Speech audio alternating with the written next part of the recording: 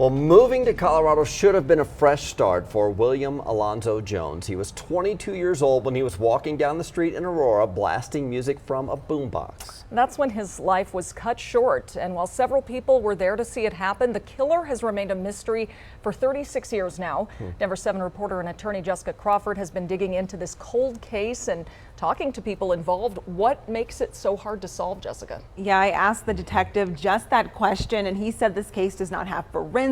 There's no DNA, no fingerprints, no license plate, and the suspects did not have physical contact with the victim. But there are at least 6 clues investigators say can lead to this case being solved.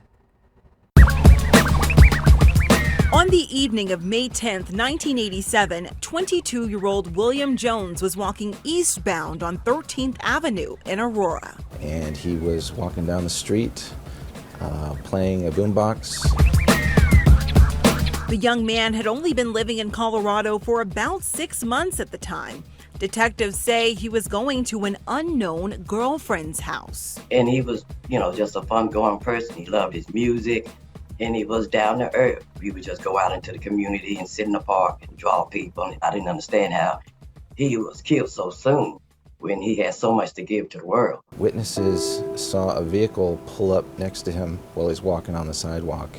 And he walked up to the window of the car as if they knew each other. Aurora Police Detective Jason McDonald is one of several investigators who have reopened the case over the years. Next thing the witnesses saw was gunfire and William fall to the ground. The car sped off. Nobody got a plate. William was airlifted to Denver General by helicopter, but he succumbed to his gunshot wounds. The family of William has been very involved in this case since day one. I was at home sleeping. A detective called me and just said, "Your brother's dead." And I hung up the phone. That's all I remember. Police circulated this flyer after the shooting, describing the vehicle as a Plymouth Volare that was light blue with a white top between a 1974 and 1976 model.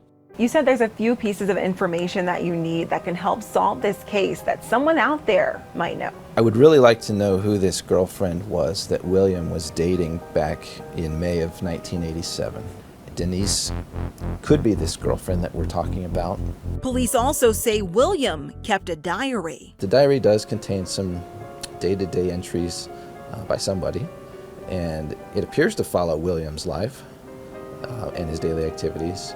And he'd been keeping the journal for over a year. William's family says the diary has different styles of handwriting, and they don't truly believe it's his. And another clue, a fight that took place towards the end of November 1986 at 1205 Washington Street in Denver, about 6 months before the murder. That may have led to bad blood, which down the road led to his death. My uncle was buried by an unknown donor.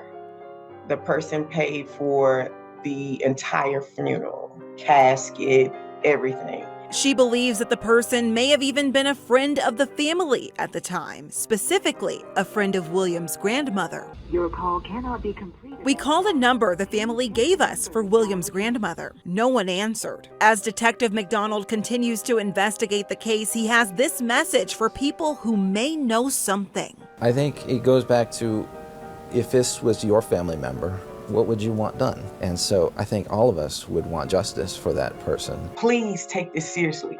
I mean, I know it's 1987, but he still means something to us. These people should not be able to live a full life as if they done nothing.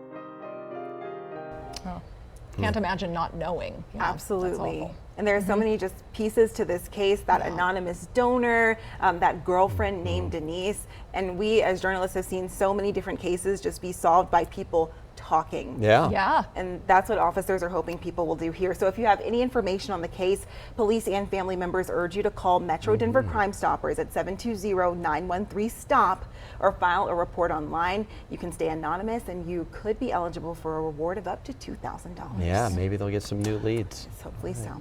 Thank you, Jessica.